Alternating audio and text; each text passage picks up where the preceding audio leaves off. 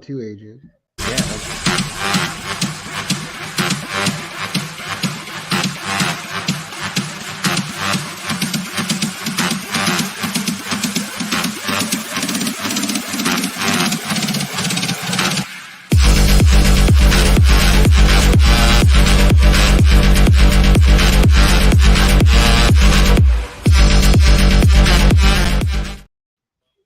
Good evening, Cubes of the Cash. Gary B, the Casual Comic Guy here, and joining me as a special co-host this evening, we have none other than actual Dracula himself. Adrian, how you doing tonight, sir? Good evening. I'm good. Thanks for having me. Thanks for coming on. It's a pleasure. Good to have you Yeah. in the co-hosting seat. Yeah, absolutely. And Glad of to be course, here. what's better than one Adrian? Two Adrians. So we got his polar opposite. We have Panda. Hey, Fair how's jokes, everybody whatever. doing tonight? Gary, Drac, how's it going? Good, good. He is Good. the man of the hour. So Adrian or Panda, I'm going to call you Panda. That way you're both not answering me all night. As I like to do in this show, give everyone the quick 2 minutes of who you are, what you do, what your presence is in the community, and then we'll say hi to the chat, and then we'll come back to you for your first book. And Drac, just interject whenever you feel the need, sir. Yep, sounds good. So my name is also Adrian. Everybody calls me Panda. I have an IG, Pandawesome316. I know a lot of people think it's Panda Awesome, but it's supposed to be one of those things where there's only one A.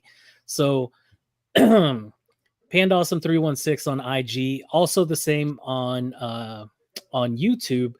But I have taken a very long hiatus on YouTube. It's almost been about a year since I have done a lot of things on YouTube. And so, I'm just taking a break from all the things. Life is happening. You got the kids. I got 4 kids. So, I mean, they keep me busy. And so a lot of things have been happening inside the home life where I just had to take a break. And it's great. It's fine. But I just couldn't keep up with that regular schedule. So you can find me on IG. I'm pretty regular on IG.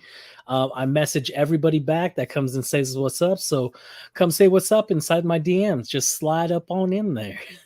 Right. All right. Let's say hi to our chat. First in, as almost always, we have James Las Cruces. How you doing tonight, sir? Las We Cruces. have Full Collector Kevin, one of the best supporters in the community, what's up, also Kevin? here in Las Cruces. Paul from Psychedelic Comics. Good evening, sir. One of my favorite people there, Anachronic Comics, Joe. How you doing, Joe? And another one of my favorite all-time people, Jerry the Jitterbug. Good evening, Jerry. How you doing, sir? We also have DVH, who is coming up soon. How you doing, DVH? Nice to see you, buddy. Warlord is here. Good evening, Warlord. Nice to see you. Desired Comics. Good evening, sir. Frog Brawler. Good evening. So we got a couple of those guys who are coming up on 1011 soon, which will be fun. My best friend ever, Convex Mike. Thanks for tuning in, buddy. We were just sending each other inappropriate memes like 3 minutes ago. Nocturnal Miss So, how you doing? Mr. Chuck Hensey, good evening, sir. Caroline, how you doing, Caroline? Nice to see you. Thank you for tuning in. And let's see. We are and Dale of Suspense. Good evening, Dale. Nice to see you, sir. And where's like I don't know. Oh, where is? Oh, I don't know who she's talking about. Anyway, Panda, you're muted. Oh, there you go. Now you're back. No, he's not. He's muted. Nope, he's that muted. was me talking. Yeah. Oh, hey, what's going on? There you go. Well, us American guys, all Adrians look alike. They all sound alike. Yeah, there's so many similarities between me and Drac. Right?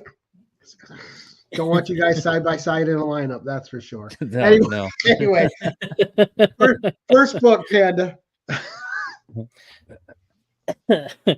So first book, I've been on the 1011 before, and so I was trying to look at books that I haven't shown before, and so I decided to go ahead and look at all my my books that I was going to send to CGC, things that I was wanting to get pressed and cleaned. So this way I could send it to CGC because these books do mean something to me. So first book I want to talk about is this book. Okay. Not really a big significance. This is Department of Truth. I can't even remember what number it is. I think it's number 12. But this is Miko Suyen's version of a cover homage of Injustice for All from Metallica. Yes. Oh. And so the reason why I picked this book is because my best friend since like 6th grade, who I met randomly in English class because we were talking about a show on Cinemax. On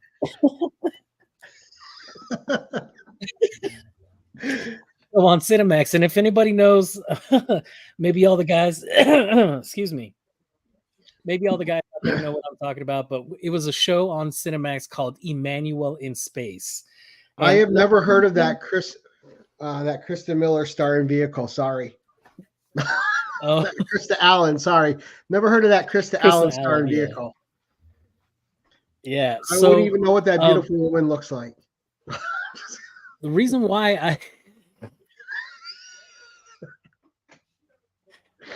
she is definitely burned into my memory as a child. Right. So, anyways, the reason why I picked this is because my best friend, actually, you probably wouldn't have known just by looking at me, but I'm a big metal fan. And one of the things is he got me into Metallica. This was the very first band that I remember thinking, you know, man, they sound heavy. They sound just the melody of everything, like the fast guitar of you know, just everything was just amazing from Metallica. And so we used to sit in the basement all the time of his parents' house, and we used to listen to Metallica. He plays guitar, so he'd be playing right along with James Hetfield and everything like that.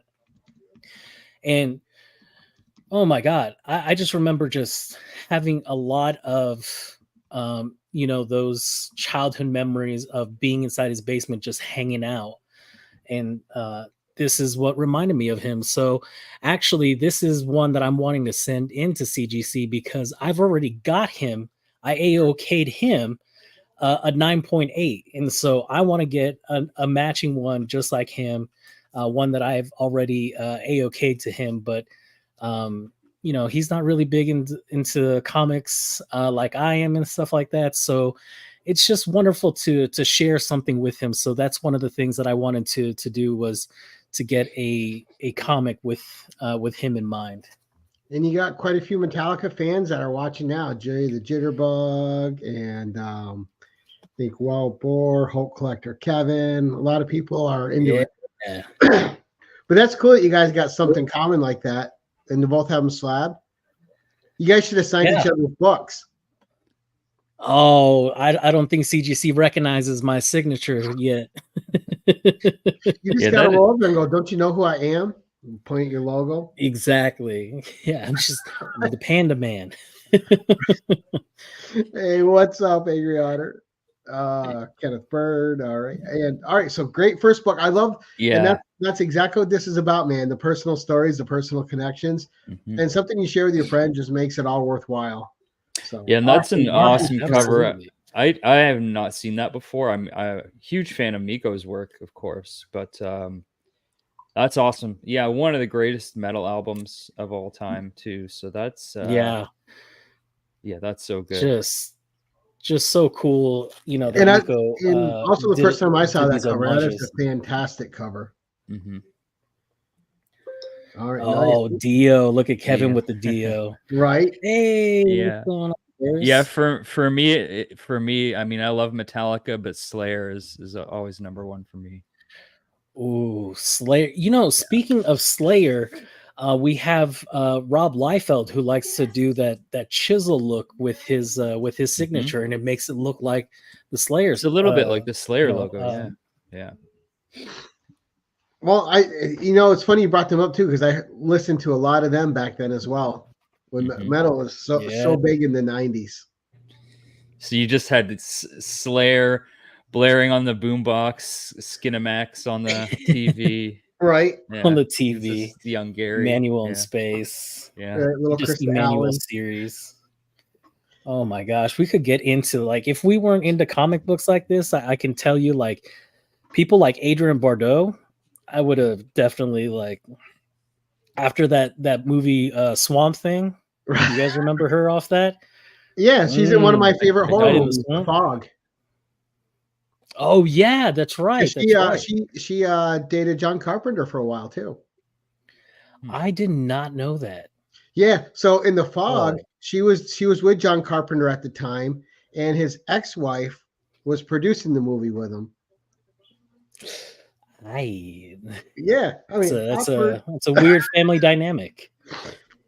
Well, and then I mean, Panda. Now you pulled at the heartstrings with Emmanuel in Space with Krista Allen, but you disappointed me that you didn't know who Sylvia Crystal was. So that's you got to watch the old French Emmanuels. Those are really good. Yeah, and I think I needed. I think I remember Re-education, scenes. sir. I don't remember. Yeah, I got to re-educate myself on that. Sylvia Christie, I gotta check up on that.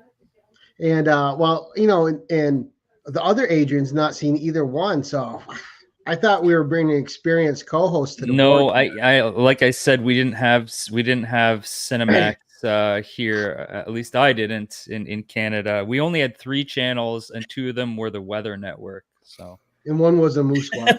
yeah. See, they're too pure over there, Panda. They're too pure. They're just too nice. Oh, I know. They don't have any of the dirtiness us Americans have. Yeah. All right, number 2, sir. Okay, so like I was talking about with Slayer, I have New Mutants 87. This is the first appearance of Cable. This is a book that I have just kept saying I'm gonna get it some of these days, and I just keep passing it up, and I finally ended up getting this book in my collection. So this is one that I sent in for the Liefeld signature series. He put his regular signature on here, but you can see the label itself has that Slayer look. Oh, nice. Yeah. Right. Yeah. And they call that the chisel. Yeah, absolutely. And this is just such a gorgeous book. I mean, the deep reds in it. It reminds me a lot of, the lead paint that they used to use back in the 30s and the 40s with the books. And that's how you still get those deep reds. So to get a book that has this rich, deep red in it is just amazing. I've always liked covers like this. So just really, really cool. And stuff. And yeah. And as much hate as Liefeld gets these days, everybody was reading that book. Mm-hmm. Everybody. Oh, as soon as right. That book blew up even more. And then X-Force, everyone was reading X-Force. So I mean, we can make fun of him, but we're all reading everything that he was doing back then. And you can't tell me that these big pouches, these big armored, shoulder pads and everything like that, like, man, everybody was copying that style, and man, he did it the best. I don't know how many pouches you can put on a person, but he put at least 1,000 on each one of his characters. Yeah. And he pulled it off. Right. Well, I mean, Cable's not even wearing a shirt underneath. Look at that. He's just got a vest with all these pouches and holsters for his guns. The old guy that was a hero or anti-hero, he wasn't like a young buck. He was just the old disgruntled hero. Oh, I know, right? That's such a great book. For me, that's easily a top 10 90s cover. I think will always be. It's so good. Oh, and like Liefeld, like I do like Liefeld. Like, is he great at drawing anatomy? Does he know how sword hilt attaches to the blade? No, I have eyes. I can see what he's drawn on the page, but that doesn't make it any less valid. The fact that like his style was copied by so many people, and just the energy that he puts into his stuff. No one did it quite like he did.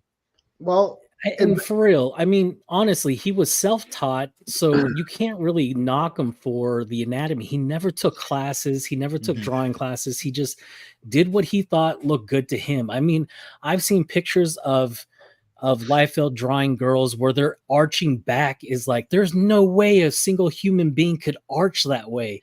If so, they've got the worst case of scoliosis I think I've ever seen, those kind of things. And then you think about like the Captain America. Oh yeah, that one's just wrecking. That one with the chest. Yeah, man. I mean, but everybody has an off day. Self-taught, and you can't take that. Yeah, you can't take that away from him. I mean, he was definitely a pioneer, going over to Image and everything like that, creating that with all those other huge creators like Jim Lee and Todd. And I was going to say too, back then in the 90s, that was like a resurgence of new first appearance characters that these guys like McFarlane, Jim Valentino, all these guys were creating. Yeah, absolutely. So, right, and we have to remember too, it is a comic book. You're not always looking for super accurate anatomy in a comic book. Yeah. Now, some stories it calls for it, other stories it doesn't. It just calls for a dynamic image. All right, Fantasy. Number 3, sir. Oh yes, number 3. Back in the 90s, huge Jim Lee fan. Love the way that he drew the X-Men, and so that always drew me to his art style. But the thing that I loved the most was the cartoon series from back in the 90s, right? I had 2 favorite characters, ones that I would always play around and try to, like, not even cosplay, but like, when you play dress up and stuff like that. Like, I remember taking spaghetti noodles, like the uncooked spaghetti noodles, and taping Wolverine, to look like Wolverine, right? And then I would also take playing cards and I would just start throwing 52 cards all over the room and just play 52 card pickup all by myself, because here I am trying to act like Gambit, right? Getting mad because the card won't throw straight. Yeah, exactly. You try throwing it over here, it lands behind you. You're like, I don't even know how that happened. But this is a book that I had in my collection. I do believe I got it from a trade I did with Austin LeMay, where we traded some books, and this was one of the books that was in the trade. Well, unfortunately, like I was just saying, life happens, right? The cool thing about comic books is they come, they go, they come back, they go, you come back, they go.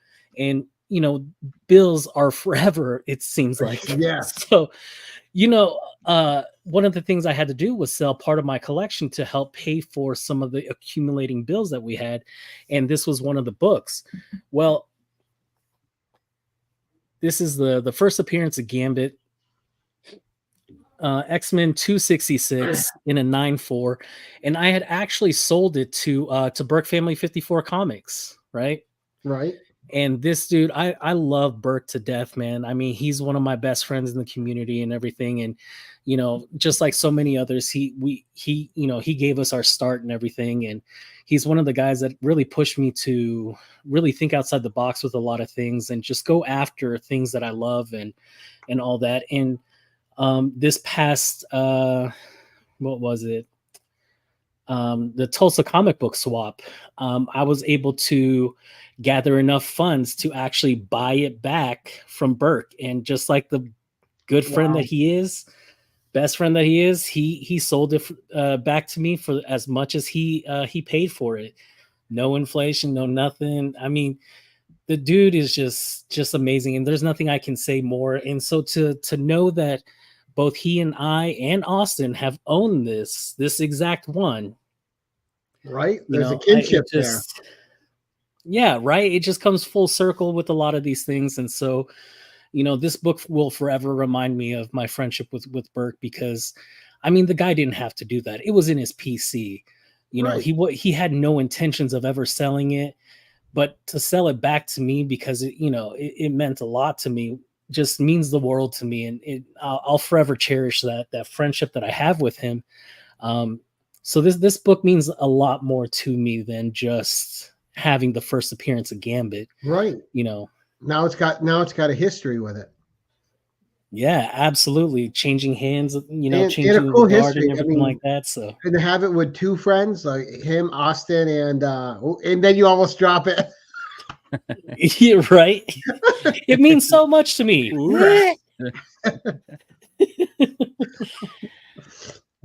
You were just all choked up a second. That's all. Right. All right, number 4, buddy. Good book All so right. far. Love Yeah, the stories. I love that's one I've still never owned for I don't know. Really? Yeah, Same here. I got the X-Men annual with his actual first appearance. right. Yeah. Yeah. Hmm.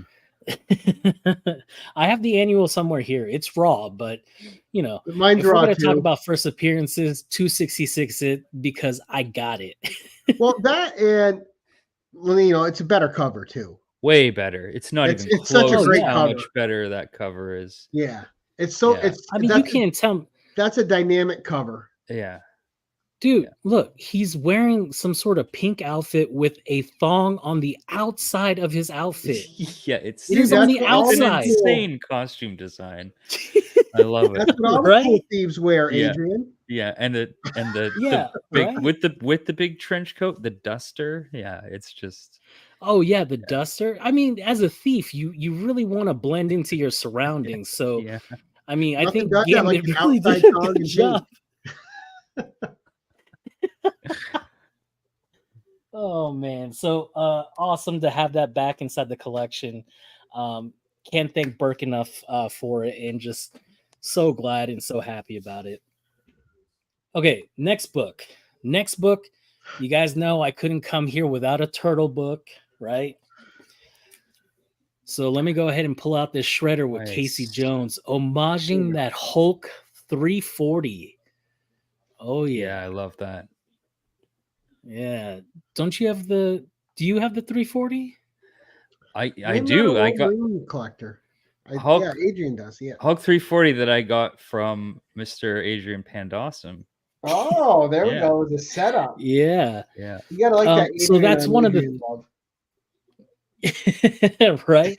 Well, that's one of my favorite covers. I mean, one of my Me favorite too. artists of all times is Todd McFarlane.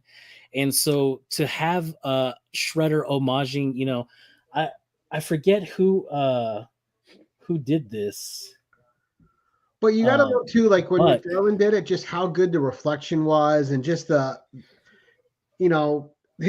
him being a designer, like you could tell with the cover, just like you could tell in some of his early work in like Coyote comic book when he was just allowed to design a page. Mm-hmm. Yeah, and so I mean, this is one of the most iconic covers. I like I said, I had the book before, and just like I said before, had to sell it because some bills happened and everything like that. Well, I had the opportunity to. Well, let's go ahead and get rid of this one. I had the opportunity to go ahead and buy back another book. Got it pressed and cleaned by my presser, Justin Comics. So if you guys don't know who Justin Comics is, find him on IG at Justin Comics with an X. That dude does amazing magic work. He took what I thought was like a 9.0 Hulk 340 into a 9.4. Oh, Nice. you can't tell me. I had to have it back in the collection, and that's something that meant a lot to you. And so when I had the opportunity to buy this at my LCS, I took that opportunity, and I was just like, you know what, I need to get it slabbed again because it's got to be inside the collection, hanging up with the rest of the books back here and everything like that. So when I start redoing my back wall, this is definitely going to be one of the books that goes back up. But amazing Todd McFarlane, like we were talking about, got the amazing reflection of Hulk in there. I mean, and that's my favorite Wolverine this costume. kind of book. I know people like the yellow one, but that's my favorite costume of his. This is a really good costume, but yeah, for me, it's got to be the iconic Jim Lee, blue and yellow. Mm-hmm. The same for Drac. Look at that. Here. I mean, just when I think of Wolverine, that's what comes to mind, and that's because the 90s cartoon was based off of those Jim Lee designs. And I mean, you can't tell me when you think of Cyclops, what Cyclops do you think of? Yeah, that one. Oh, right. The animated series. I think of the Jim Lee. Yeah. Well, no, John Byrne. Yeah. Yeah, I think of John Byrne too, but like when I think about my childhood and everything like that, I think of the Jim Lee covers and everything like that. So he's got that yellow strap and he's got that big old X right here in the the chest area and everything like that. So I mean, I had to have this back inside the PC. So I'm really glad that I was able to come back and come get it at a higher grade. So that's really cool too. But yeah, Drac, I couldn't hit you up for it. I knew how much you really love that book. So I was just like, you know what? Yeah, you I'm weren't trying to getting get that all these back. old books back. Now, I want to take exactly. a second here, and I want to shout out an artist that a lot of you don't know in our community, and he's pretty amazing. So you can check him out on IG and go to Drawing Conversation. He does fantastic work. Go sub up, go follow him on Instagram, and just a solid dude. You guys will not be disappointed in what he does. And check out his YouTube channel, where he will take you through the whole process of making a cover and give you the history as well of the characters. Dang. Yeah. Okay, that's cool. I'll have to definitely check it out after this. But all right, so number 5. Okay, number 5, another AOK from my boy Burke Family 54 Comics. One of my favorite characters off of Teenage Mutant Ninja Turtles is also Shredder.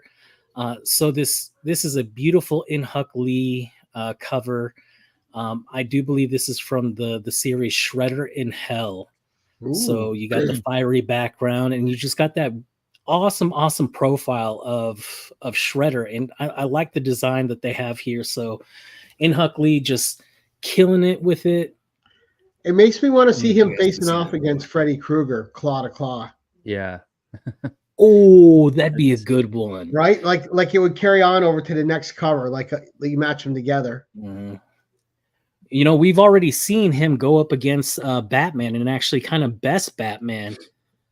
They had the animated movie Teenage Mutant Ninja Turtles and Batman, and they went toe to toe. And that very first encounter, I mean, Shredder hit Batman with a double fist to the chest and the midsection, and he went flying. So I mean, this is a bad dude to not mess with. So because he was fighting one guy. He's used to fighting 4 turtles with shells. Right? Yeah. He's got to hit hard. He's like, one guy, he can do this all day. But now, yeah, I was just ask you, what's your favorite turtle movie? Yeah. My favorite turtle? Oh, easily the 1990 original movie. The Jim answer. Henson. Oh you my gotta. God. I love them with the costume suits. The turtle suits was great. Mm-hmm. Absolutely. And it blew my 6-year-old mind to even just see these things on the big screen. And I remember being 6 inside the movie theater and Raphael just yelling, "Damn!" And I was like, oh, like, no way. And, the cartoon had been out, so it was just like, oh my God, these guys are actually cussing. So that stood out in my mind a lot. Right. Yeah, K-pop Katie picking on you there. She says we all know it's Secret of the Ooze. Oh, I've got a cover here that shows me the Secret of the Ooze, and I can't show it on here, so I had to put it away. Speaking of the costumes in those movies, in that movie, have you seen what they look like now? Oh, no. So scary. Yeah. Oh, well, because so all the silicone in those has started to degrade and break down over the years, and so now they look like zombies, essentially zombie turtles. Yeah, we're like half the face is missing, and yeah. Oh, they look worse than the Five Nights at Freddy's characters. They look super creepy, super creepy. I'm gonna. Is that like? Will that just pop up on Google if I Google it?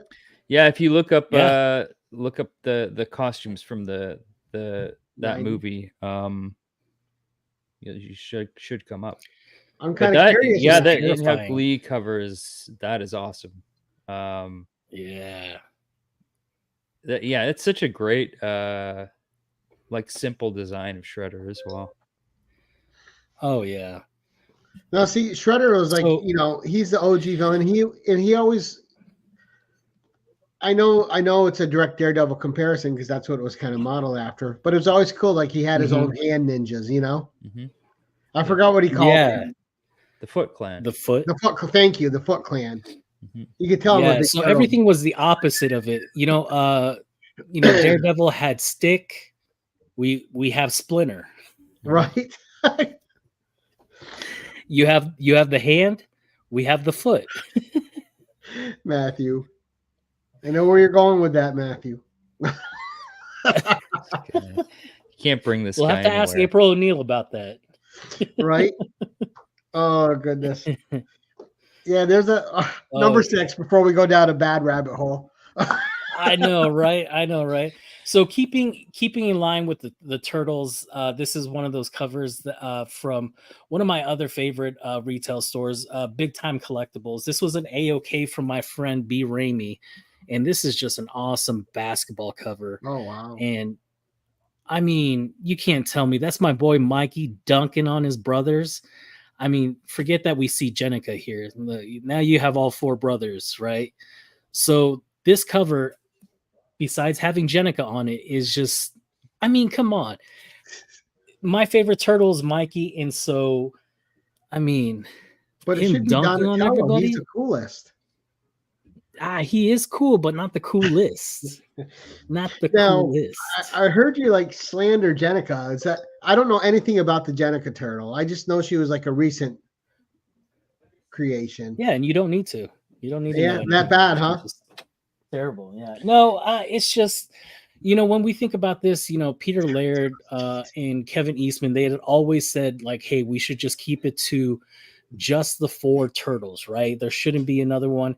And they ended up adding Jenica, and then they added Venus de Milo and everything like that back in the 90s and everything like that. So, I mean, I'm still under the impression with Peter Laird that it should have just stayed the 4 turtles, the 4. But I get trying to expand their universe. It's just me as an old head, I just could not accept Jenica, and I still don't accept Jenica. She just, I don't know, man. It's just she has these Wolverine claw things that don't.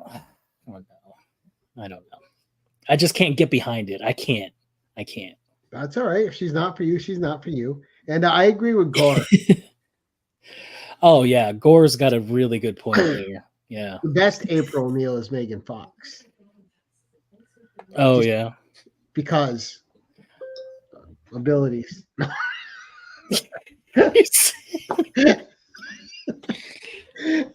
Number 7. She's got great qualities. Yes. A couple of them even. A couple of them. All right, there we go. Austin can confirm Jenica is garbage. There it is. I guess that's all you need to know. I'm so. with you, Gary. I don't know anything about Jenica either, so I'm gonna take their word for it. Absolutely. K-pop. She's got 2 abilities, and they are grand. No, I legit think she's got one of the prettiest faces out there too. Plus, I'm a brunette guy. That long dark hair, forget it. Mm-hmm. Yeah, I'm a big brunette guy too. I used to think, when I was a kid, that I was a big blonde hair person, because, I mean, you grow up in the 90s and you got Pamela Anderson, you've got Jenny McCarthy, and you're like, I love blondes. And then, come to find out, like, my first girlfriend was a brunette. My wife, my current wife, I should say. Woo. I love that she may hear this, but she's not going to watch the replay. So I know she's not going to. But it's just, if she's walking around up there, I don't know. Anyways, my wife, she's also brunette. Panda's wife. Yeah. No, just kidding. Somebody's going to be reaching out to her. But yeah, man, absolutely love brunettes. I did watch Jennifer's Body, and it was just an okay movie. Yeah, the I wouldn't watch it again. No, that was a one-time thing. Yeah, you watched it for the Megan Fox. You saw the Megan Fox, and you're like, oh, but there was nothing else to it. Okay. Yeah, but the co-star too, though. I forgot her name. She's what's that? Amanda Seyfried. Yeah. She hasn't done anything in a while. Nice too. Yeah, No, kid, I she's liked it. gonna I start just doing didn't, I auctions just with it. expected a little bit more. I expected it to be more horror than it was. Yeah, it ended up being like a CW kind of thing with, you know, Right. It was like horror light. implications. Yeah, yeah. Oh, all right. Next book, Number 7. number Sorry, my 7. allergies are Okay, like so destroying me right now. no, man, it's you had a wonderful concert that you just went to, very moving. I know. You don't have to blame it on allergies. It's fine. Sylvia Crystal, Panda. I keep referring back to the 90s because that was a favorite time of my life. I mean, I didn't have a single care in the world. There was so many things happening. Pop culture was just popping everywhere. I mean, the 90s was just a time to be alive, and to not have any kind of responsibilities and to be able to just sit down and watch TV and watch my wrestling heroes and everything like that. Just amazing stuff to watch from back in the day. And one of my favorite wrestlers to watch from back in the day is Mr. Razor Ramon. Oh, Yes. And you can't tell me that's not a good looking cover. I mean, Yeah. the machismo man himself, you got it. Like that dude, he is the bad guy. Look at that dude. And when I found this cover, I found it at my LCS, and this thing is definitely a 9A candidate. And so I definitely want to get this slabbed at some point. Get this in to go get pressed and clean. But Razor Ramon, RIP, man. Just Scott Hall, one of my favorites, starting NWO from back in the day and everything like that. Toothpick throwing badass. That's what I'm saying, man. And I don't know if you guys can see, he's also got the toothpick in his mouth there too. Mm-hmm. Yeah. I mean, iconic. And he's got the international championship belt around his waist. That's one of the championship belts that he's known for having won. But man, just the dude just exuded manliness. And when he came out there and just talking about, you want to talk to the bad guy, oh man, and that voice and everything. I mean, he didn't naturally have that accent, but man, he portrayed that character to a T, right? Yeah, that he did. Intercontinental, yes. Intercontinental, yeah. Yeah, and that cover Nice. reminds me of like something you'd see in a Grand Theft Auto cover. Oh, I know, right? It looks very Grand Theft Auto. Very, very late 80s, early 90s and everything. Right? Like Almost a lot of Miami Vice. Vice-ish. Very Miami. Yeah. Very, very Miami. Colors are popping. Oh, I think he's on Tubbs's car. There you go. Oh man, but I mean, whenever he would set up for the Razor's Edge, like you just see him just propping them up, and the dude was just huge. And I mean, I loved watching him from back in the day. I remember playing it on the the regular Nintendo, and then graduating to the N64 with NWO. Oh my gosh, those video games were the best, man. I can't begin to tell you. And it's sad how so many of them in that profession have died, but just in young, Mm-hmm. So, absolutely. And absolutely. I almost expect you to bring out that famous Macho Man cover for a second. That super expensive one with just his face. I don't have it. But I will one of these days. Macho Man Randy Savage was one of my favorites. And that's why I said one of these days. I mean, I might be 90 years old when I have it, but it'll be one of these days. Oh, yeah. Oh, yeah. Nice. Good book. Number 8, sir. Number 8 is kind of a cheat for me because number 8 I've had in my PC so many times, and I have yet to get a 9.8. I refuse to buy a 9.8, and with as much money as I've spent in sending this one book in to get the 9.8, I should have just bought a 9.8. But wow, like I said, one of my favorite characters or one of my favorite artists is Todd McFarlane, and that is that Spawn number 1. I I know I got it like in a 9.4 in one CGC submission, 9.2, something like that. And then this very last one I sent in for the Todd McFarlane signing, and it came back a 9.6. And so close. Just like that, I knew it was one of those books. I was like, you know what, I could get something for it right now, because I'm still chasing that 9.8. Even though the 9.6 looks good, it presents well, and that fantastic gold label that came with it. Oh my God, that signing was just awesome. Like the gold labels that they're producing now, just like they did with the Liefeld one, they're just amazing They're looking. beautiful. And so yeah, they are. And so I made sure to get at least 2 to try to send in, because I'm gonna get that 9.8, I swear, but it's taking me forever. and that that's shouldn't be a hard book to get a 9.8 in, you know. It's not. And like I said, with the money that I've spent sending to CGC, I could have already bought one by now.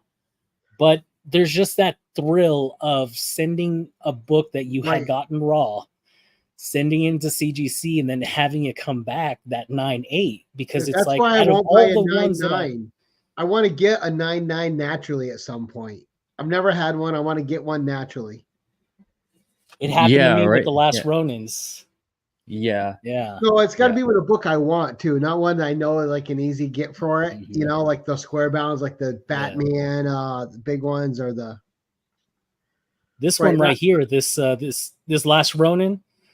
This was the comic Jabroni, or not homage, but tribute to comic Jabroni, and that came back in 9.9.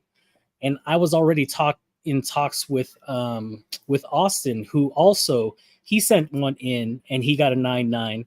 Wow. And I told him, I said, you know what, this next submission that I have coming in, if it comes a 9.8, you know, is there any way that you and I can, you know, work out a deal where I can offset or whatever, I can pay the offset? And lo and behold, it came back in 9.9 with my copy too. So shout out to the 616 Comics. You guys did amazing with everything. And, you know, Austin getting a 9.9 and me getting a 9.9. I mean, I couldn't have been even happier. Plus, I mean, that's my boy, Comic Jabroni. Edwin, miss you, buddy. He's definitely one of my influential people that had gotten me into really, really embracing the Turtles, like not being afraid to tell people. Because when I first started, the things that I had up were, you know, Superman, Batman poster along with Spider-Man. There was nothing Turtles, even though throughout my life I had been Turtles, but it's just one of those things where when I grew up, you kind of get made fun of when you're like 16, 17, still wearing Turtle stuff, and you're like, okay, this is awesome. Right, wearing your underoos. Yeah, I mean, yeah, no, you definitely, no one should be ashamed of that, even if you're, you know, middle-aged Steve Berkland is still wearing Power Rangers pajamas. I mean, there's nothing wrong with that. But well, speaking of, he's a perfect example. Like, people give him shit for liking Power Rangers all the time, and it's just like water off a duck's back because he loves it. It's like, who cares? You know, love. And you see what I say on all my Instagram posts and all my all my YouTube videos. I'm like, look, like what you like. Don't listen to anyone hating on anything you like. Life is too short, man. If you like something, like it. Enjoy the hell out of it. Yeah. And don't be afraid to let other people know. Unless you like feet, then just don't tell people. That should be like kept to yourself. Like that's not one of those. We're looking at you, Tyler. Yeah, it's too late for Tyler. I mean, it's too hashtag late. Too late for Tyler. Yeah. Oh, good. What book number are we on? Number 9, sir. Number 9, and number 10's the thing that means a lot to me, right? No, that's number 11. Or did I miss one? Maybe I miscounted because we've been having fun talking. I think the last one was 8. It's fine, right? I thought it was. So right now I got Department of Truth, New Mutants, Gambit, Turtles, Shredder, Turtles Got Game, the basketball, Razor Ramon, Spawn 1. Did I miss one? No, you didn't miss one. I think I counted the spawn twice. Oh, So I don't have an extra book in here. So it's going to be the 911 today. right. Well, you heard it here first. Pandas can't count.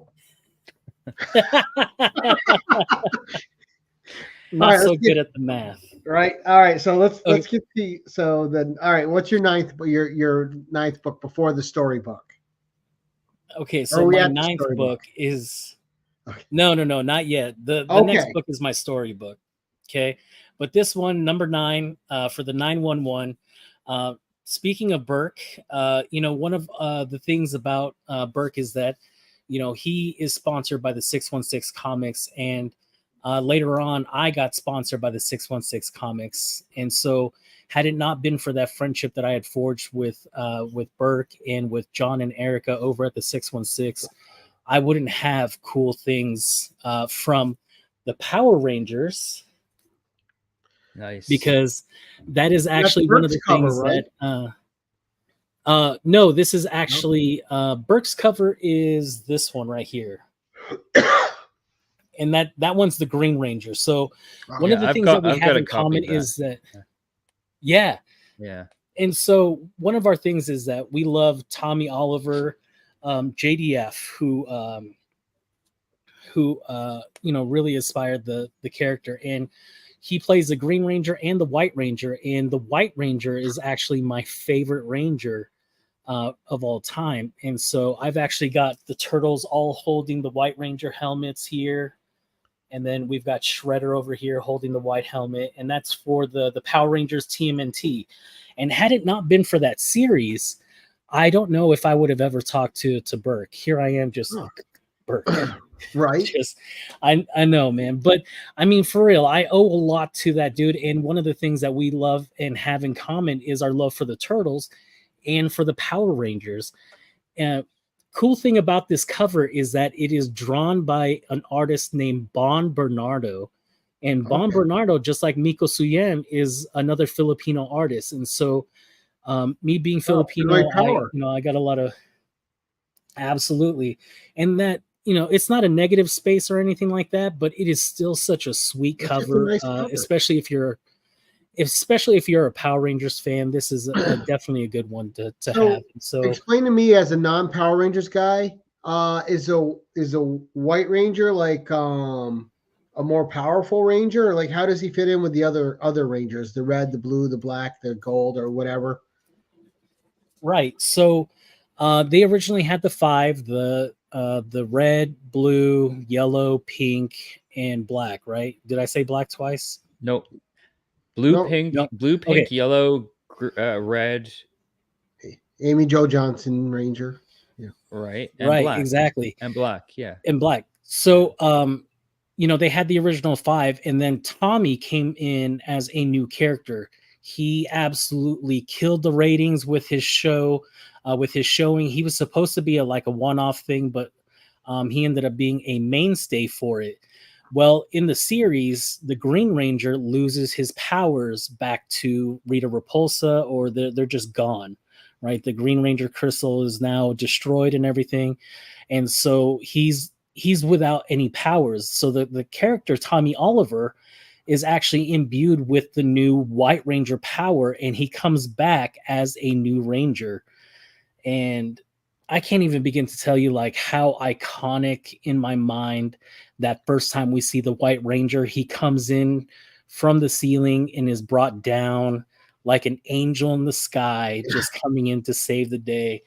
And just, dude, I just loved the White Ranger so much because of the white and the gold, setting with him. So, dude, it was just, I just had such a great childhood in front of a TV. And I heard that movie was pretty good with the last one they had made. The 2007 one? Yeah, the one with Rita Rapunzel with what's her Elizabeth Banks? Yeah, I heard that one was pretty decent. Yeah. It was all right. It was all right? All right. Well, that's from a Ranger fan, so I'll trust you. Right. Exactly. I mean, it's one of those things like if you ask me, because I'm a big turtle guy, what did I think of the Michael Bay movies? And then I would just say, but that's just me. That's just me. I like the originals. I like the original Rangers. So Well, Mhm. and there's anything you something can to do be to it, said it's gonna for be like people in costumes, right? Even back in the day, like I can watch even like with claymation, I can watch a Ray Harryhausen film now, and I don't want to see any Ray Harryhausen monster with CGI. oh yeah. There's a magic to those, and every Yeah. time you watch them, you feel that adventure. And I think that's the same Mhm. for people in costumes. When you just know it's somebody in a costume sweating their ass off and doing the work and having a blast, there's something fun about that inspires your imagination while you're watching it. Yeah, absolutely. It's bringing these characters that we see to life, you know what I mean? And something for, the Power Rangers, just knowing that they were doing martial arts, and that was another thing of the Teenage Mutant Ninja Turtles. It was just, let's get more martial arts. And at the time I was really into a lot of martial art movies and stuff like that, like Chuck Norris films, Bruce Lee films. And so, I mean, the time period was just rife with a whole bunch of kung fu and martial arts and everything like that. So it was just really awesome. Yeah, growing up in the 80s and 90s, you got to watch a lot of Bruce Lee and Chuck Norris as the films came out, which was cool. Yeah. Did you see that meme yet where they recut the scene with Bruce Lee and Chuck Norris, but they put a Wham song on it, the Endless Whisper? Yeah. So funny. It's so well done. Dude, it is so well done because that scene where Chuck Norris is taking off his gi to Yep. get ready to fight Bruce Lee, all of a sudden takes a new meaning, and you're just like, oh, they're not gonna fight. They may fight, but it could be a sword fight for all. It's for top or bottom at this point. Oh man. Oh, great stuff. Yes. All right. Storybook, I guess, because it's the 911 tonight, because Panda can't count. Just pointing that out.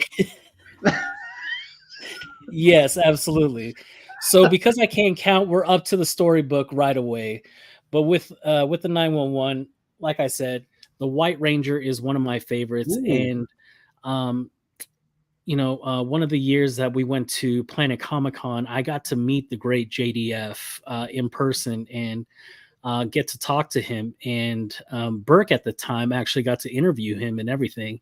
So that was really cool. So this is one of those memory books. This is a cover by Clayton Crane. And as you can see, it actually says To Panda, JDF, White Ranger or White Tiger. Oh, how cool is that? That's awesome. Yeah. Yeah. Yeah, and so this is one of my favorite covers. You can't tell in the background, but that's his White Tiger Zord that's opening his mouth, letting all the light back here and everything like that. But like I said, the White Ranger was always my favorite. You say what? I said I think Ruby G's Ruben's favorite Ranger too. I think is a White Ranger. Yeah. Absolutely. His whole he's got a whole community of people that's their favorite Ranger is that dude. Exactly. And so this is one of those memories that I'll have with Burke. Because we went to Comic-Con, or we went to the PlanetCon to go see JDF specifically. And at the time I only had one thing that I could get signed by JDF, and JDF ended up signing a whole bunch of things for me because that's just the kind of dude that he is. So this is going to be one of the movies that he's coming out with called Legend of the White Dragon with I don't know if you guys know the production company Bat in the Sun. Yes. They used to be really big. They do great stuff.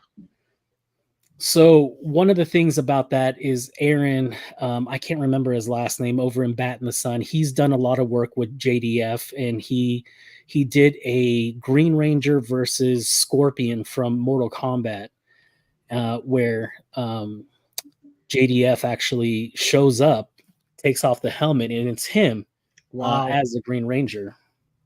So they got enough funds through Kickstarter, or I can't remember what, I think it was Kickstarter, but they got enough funds to actually make a live action Lord of the White Dragons or Legend of the White Dragon. And unfortunately, at the time, before production could be done, JDF sadly passed away through. I remember that. Yeah, and so it's been about a year since he did. And the thing about JDF is that when he unalived himself, he actually did it on my birthday, and so this book means a lot more to me in that sense, just because I feel that connection with him, even on his death anniversary, because I can't think about my birthday without thinking of JDF now. And so, yeah, this is and you got that personalized to you from him, which just makes it even cooler. Absolutely. It was one of those books that I knew if I get it signed, I'm not ever going to sign it. So the ones that I never getting rid of inside my collection, they all say to Panda or to my friend Panda, because I know there's nobody else that can buy this book unless they have that nickname Panda, right? Or they have some affinity for a panda. But that's okay because I'm never going to sell it. But yeah, this book means a lot. Oh, great story. No, and I remember with his passing, and that went right through the whole community. Even people that weren't Ranger fans, like, oh my gosh.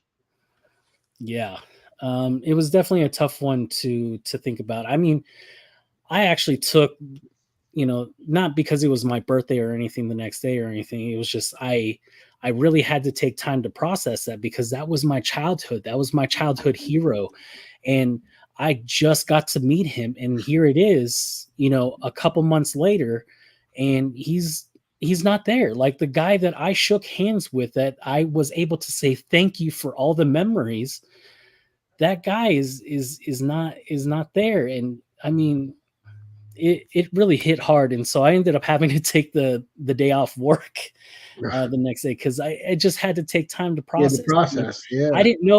I didn't know it was going to affect me like that. You know what I mean? Like, it's like, I don't know. I mean, had I not met him at PlanetCon, I don't know if it would have affected me as much, but to actually be able to say that I saw him, shook hands with him, took pictures with him, had a conversation with him, and actually got to say thank you for all the memories, like that to me is going to be a memory I hold, dear to me for a very, very long time.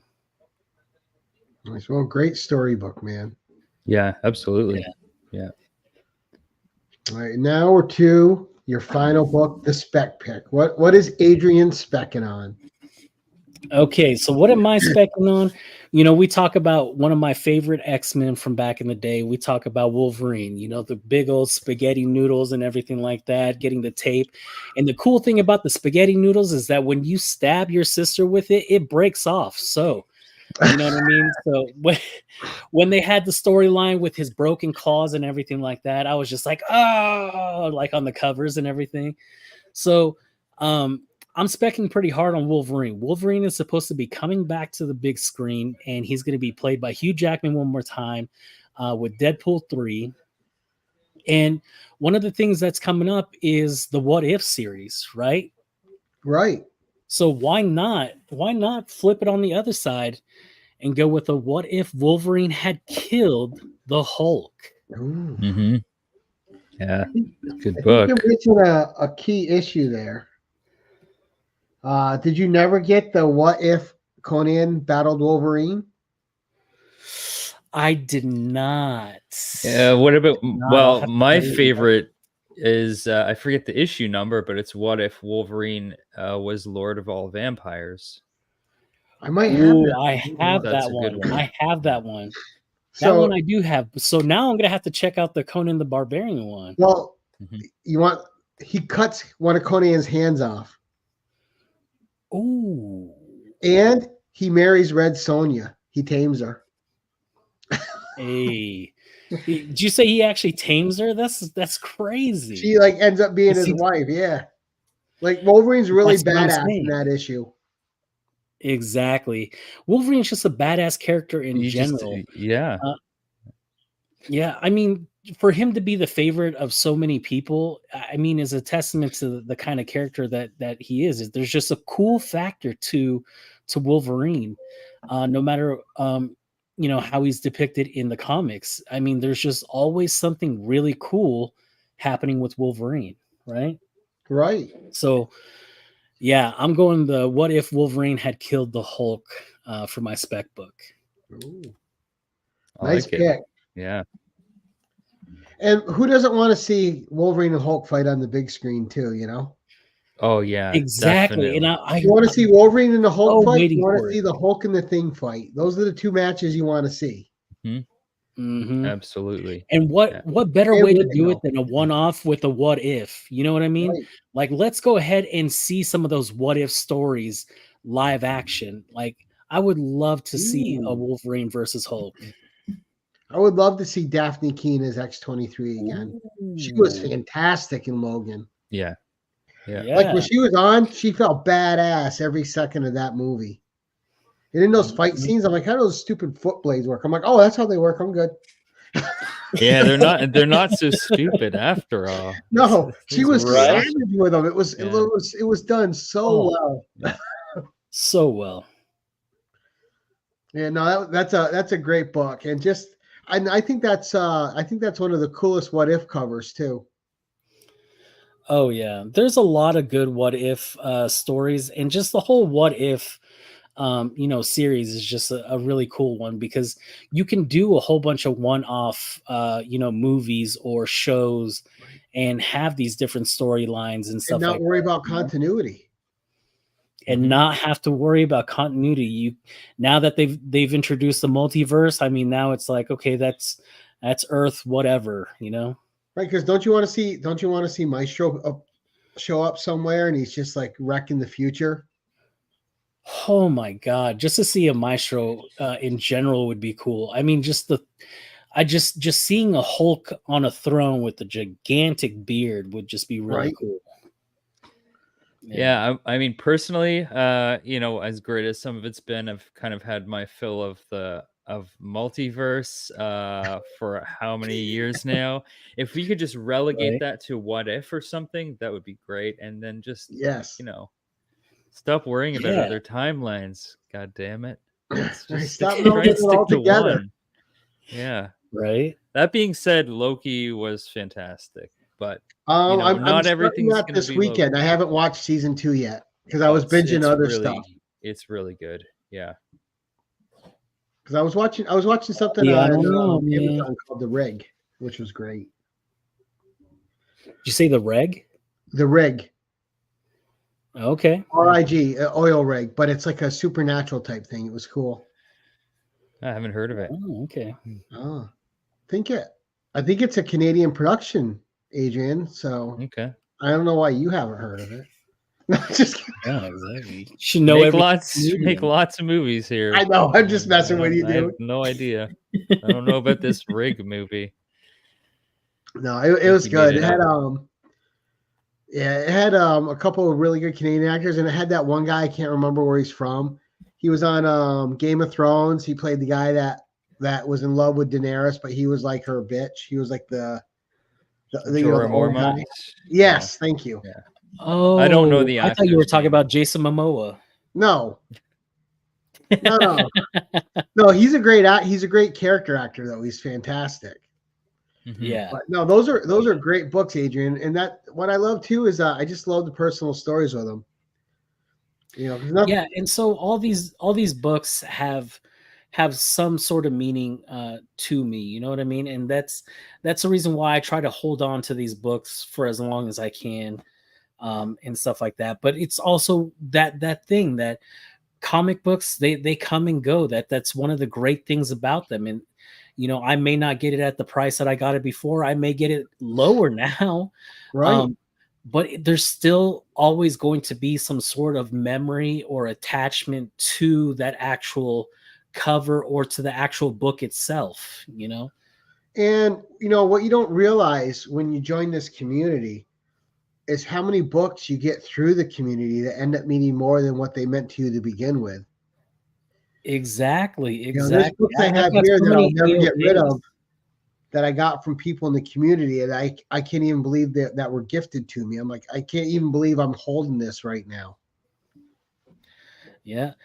Case in point, Bobby De La Ghetto, man, that TMNT #1 third print. I'll say it till the day I die, man. I can't believe that I got something like that from a member of the community just because he knew how much I loved the Turtles, and just it still blows my mind. It's so fascinating to think about. Like, I'll just have these random thoughts of like how like why I don't understand, like why me, but Bobby, dude, always forever, man.